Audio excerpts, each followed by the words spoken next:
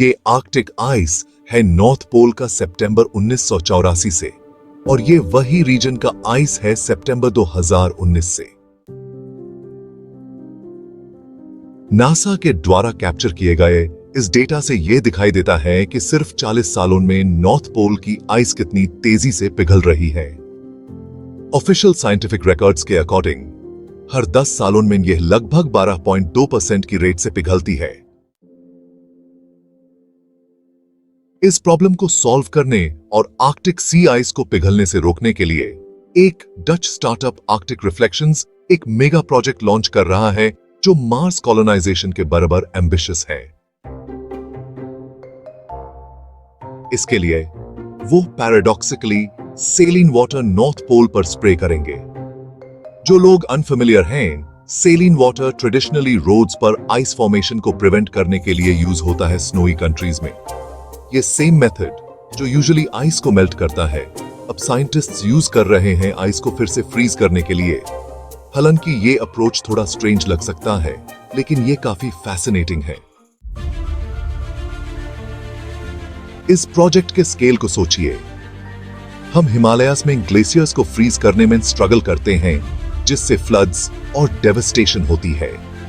Scientists एक area को freeze करने की कोशिश कर रहे हैं जो 5 भारत के बराबर है।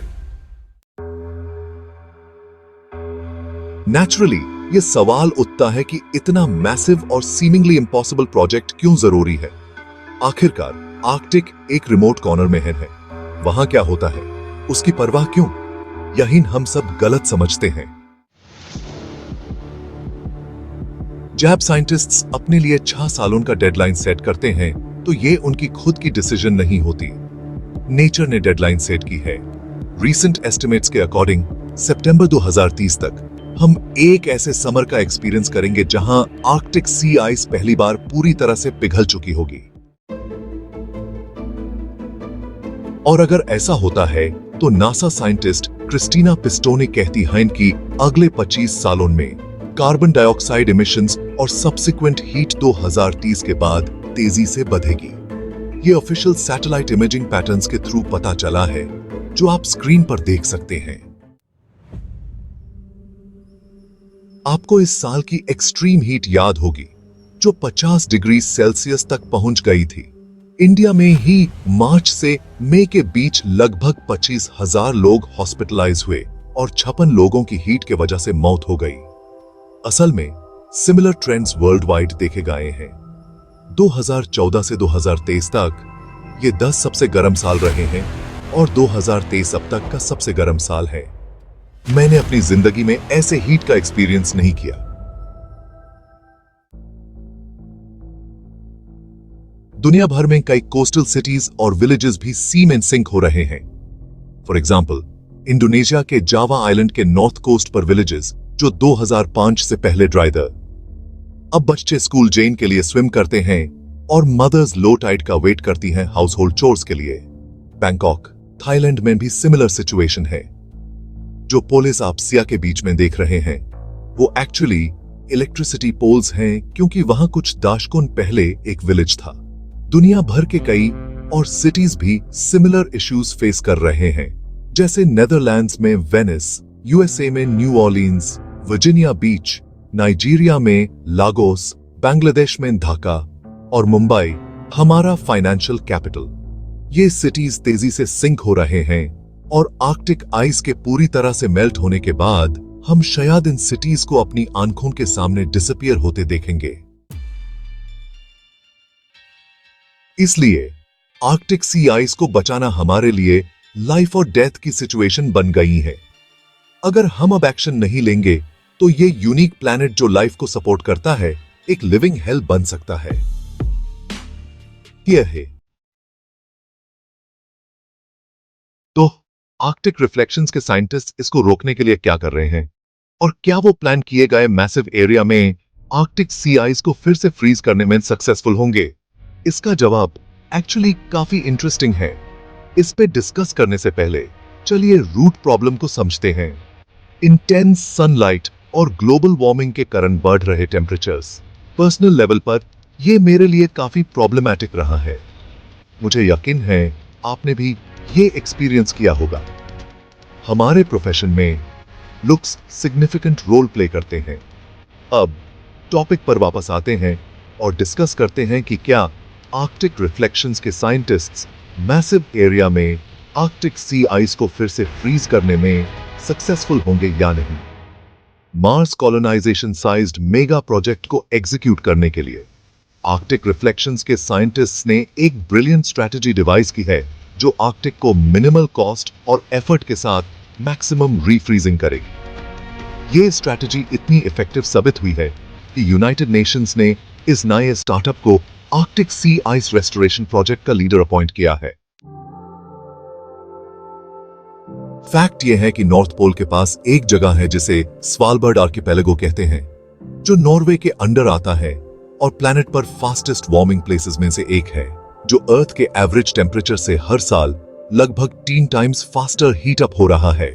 आर्कटिक रिफ्लेक्शंस ने स्वालबर्ड में छोटे डीजल पावर्ड वाटर पंप्स भेजे और आर्कटिक ओशन से सेलिन वाटर स्प्रे करना शुरू किया ताकि आइस का एक एक्स्ट्रा लेयर बन सके जो अबव के कोल्ड एयर से फ्रीज हो सके। आपने आइस रोड ट्रकर्स नाम के शो को हिस्ट्री टीवी पर देखा होगा, जहां ट्रकर्स कनाडा और अलास्का में फ्रोजन रिवर्स और लेक्स पर ड्राइव करते हैं। उस शो में दिखाए गए फ्रोजन रिवर्स भी हर साल इस टेक्निक से फ्रीज किए जाते हैं।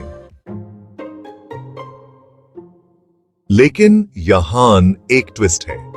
जैसे मैंने पहले मेंशन किया, कई कंट्रीज अपने रोड्स पर स्नोफॉल से पहले सेलिन वाटर स्प्रिंकल करते हैं आइस फॉर्मेशन को प्रिवेंट करने के लिए। तो क्या आर्कटिक रिफ्लेक्शंस का प्लान बैकफायर करेगा? क्या हम आर्कटिक सी आइस को मेल्ट करेंगे इंस्टेड ऑफ रीफ्रीजिंग इट? ये डाउट बिल्कुल वैलिड है। इसलिए कनाडा और अलास्का में फ्रेश वाटर, न कि ब्रीने सॉल्ट वाटर, आइस पर पंप किया जाता है। लेकिन आर्कटिक में सेलिन वाटर इफेक्टिवली यूज किया जा सकता है क्योंकि ये फ्रेश वाटर की तरह बिहेव करता है। इसको समझने के लिए फ्रेश वाटर 0 डिग्री सेल्सियस पर फ्रीज होता है, लेकिन सी वाटर लगभग -20 डिग्री सेल्सियस पर फ्रीज होता है। आर्कटिक में जहां टेम्परेचर्स लगभग -40 डिग्री सेल्सियस होते हैं, दोनों टाइप्स ऑफ वाटर फ्रीज होती हैं, तो सॉल्टी सी वाटर आर्कटिक आइस को मेल्ट नहीं करेगा। एडिशनली, आर्कटिक रिफ्लेक्शंस के द्वारा यूज किए गए वाटर पंप्स काफी पोर्टेबल और पावरफुल हैं, जिससे ये कंपैरेटिवली इजियर होता है आइस पर प्लेस करना पूरे आर्कटिक को रिफ्लेक्टिव ग्लास बीड्स या व्हाइट फैब्रिक से कवर करने के बजाय, जैसे कि प्रीवियस स्टडीज में सजेस्ट किया गया था। आर्कटिक रिफ्लेक्शंस ये भी अवेयर है कि ये पंप्स करंटली फ्यूल की रिक्वायरमेंट रखते हैं, जो पैराडॉक्सिकली आइस मेल्टिंग में कंट्रीब्यूट करता है कार्बन डाइऑक्साइड इमिशंस के वजह से। इसलिए इनिशियल ट्रायल्स के बाद वो नॉर्थ पोल में विंड फार्म्स इंस्टॉल करने की प्लानिंग कर रहे हैं इन पंप्स को ग्रीन एनर्जी से चलाने के लिए।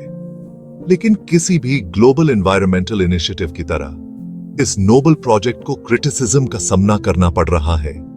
या तो इसे अननेसेसरी हाइप के रूप में डिसमिस किया जा रहा है, या इसके थ्रेट्स को डाउनप्लेड किया जा रहा है। Let me clear this up. कई लोग अब भी बिलीव करते हैं कि ग्लोबल वार्मिंग सिर्फ एक होक्स है और अर्थ नेचुरली आइस एजेस और वार्म फेजेस से गुजरती है हर कुछ हजार सालों में बिना ह्यूमन कंट्रीब्यूशन के। तो सच्चाई कहां है? इसका जवाब देने के लिए पहले यह समझते हैं कि यह बिलीफ कहां से आती है, और फिर बाकी सब कुछ समझ में आएगा। जब हमने एडवांस पासा में ग्लोबल टेम्परेचर डेटा रिकॉर्ड करना शुरू किया, तब अर्थ का average global temperature 13.7 degree Celsius था। लेकिन इंडस्ट्रियल रेवोल्यूशन के बाद जब यूरोपियंस ने इंडस्ट्रीज, कंस्ट्रक्शन और मोटर इंजन स्टार्ट किया, अर्थ का एवरेज टेम्परेचर हर 10 सालों में 0.06 डिग्री सी से बढ़ने लगा। 1982 के बाद रैपिड इंडस्ट्रियलाइजेशन और चाइना, जापान और साउथ कोरिया जैसे कंट्रीज के ज्वाइन करने के साथ एवरेज ग्लोबल टेम्परेचर हर 10 सालों में 0.2 डिग्री सी से बढ़ने लगा, 3 टाइम्स फास्टर। यहां 2 मेजर मिसकंसेप्शंस हैं। पहला, current average global temperature 15.8 degree C है, जो कुछ लोगों को लगता है कि अर्थ ओवरऑल ठंडी है। दूसरा, टेम्परेचर एक टाइम 15 से सिर्फ 1.35 डिग्री बढ़ा है, जो एक बड़ा जंप नहीं लगता। लेकिन यह इन लॉग सिचुएशन की सिवेरिटी को ओवरलुक करते हैं। एवरेज ग्लोबल टेम्परेचर पोल्स से लेकर इक्वेटर तक के एक्सट्रीम्स को इंक्लूड करता है। सिर्फ 1 डिग्री सेल्सियस का राइज का मतलब है कि वार्मर रीजन्स में सिग्निफिकेंट टेम्परेचर इंक्रीजेस हो रही हैं। हमारी प्लैनेट एक कॉम्प्लेक्स इकोसिस्टम है जो वेरियस टेम्परेचर रेंजेस की जरूरत करती है। फॉर एग्जाम्पल, हमारा बॉडी टेम्परेचर लगभग 37 डिग्री सी है। इवन 1 डिग्री सेल्सियस का इंक्रीज फीवर के रूप में कंसिडर किया जाता है, जो इंडिकेट करता है कि कुछ गलत है। सिमिलरली, ग्लोबल एवरेज टेम्परेचर में 1 डिग्री सेल्सियस का राइज एक अनहेल्थी इकोसिस्टम क्रिएट करता है, जो एक कैस्केड ऑफ इवेंट्स को ट्रिगर करता है, जो फर्दर टेम्परेचर इंक्रीजेस को लीड करता है, जब तक सब आइस मेल्ट नहीं होती और कैटास्ट्रोफी नहीं होती। Let me prove this to you. हमारी प्लैनेट को लगभग 342 वॉट्स पर स्क्वायर मीटर एनर्जी मिलती है सन से, लेकिन व्हाइट क्लाउड्स, स्नो और अदर रिफ्लेक्टिव सर्फेसेस लगभग 107 वॉट्स पर स्क्वायर मीटर रिफ्लेक्ट कर देती हैं स्पेस में, जो ग्लोबल एवरेज टेम्परेचर को स्टेबल रखता है। प्रॉब्लम यह है कि green house gases extra 2.6 units solar energy absorb करती हैं। ऑल्दो ये टेक्निकली सिर्फ 1.1 वॉट्स ज्यादा एनर्जी एब्जॉर्प्शन अकाउंट करता है, लोग ये नहीं समझते कि even 1 what increase total energy absorption को 3 वॉट से बढ़ा सकता है। ग्लोबल वार्मिंग बढ़ने से एक चेन रिएक्शन ट्रिगर होती है जो अर्थ पर हर लिविंग बीइंग को अफेक्ट करती है। पोलर आइस कैप्स मेल्ट होने लगती हैं, जिससे लेस व्हाइट स्नो सनलाइट को रिफ्लेक्ट करने के लिए बचा रहता है। ये ज्यादा ओशन वाटर इवेपोरेट होती है, जो ज्यादा ग्रीन हाउस गैसेस क्रिएट करता है। आइस कैप्स भी मीथेन गैस ट्रैप करती हैं, जो अगर रिलीज होती है तो फर्दर ग्लोबल वार्मिंग में कंट्रीब्यूट करती है। जैसे ओशंस वार्म होते हैं, कार्बन डाइऑक्साइड डिसॉल्व होती है और एटमॉस्फेयर में रिलीज होती है, जो और ज्यादा ग्लोबल वार्मिंग ट्रिगर करती है। लास्टली, इंक्रीज्ड हीट से ड्राउट्स और फॉरेस्ट फायर्स होती हैं, जो ज्यादा ग्रीन हाउस गैसेस रिलीज करती हैं और टेम्परेचर्स को फर्दर रेज करती हैं।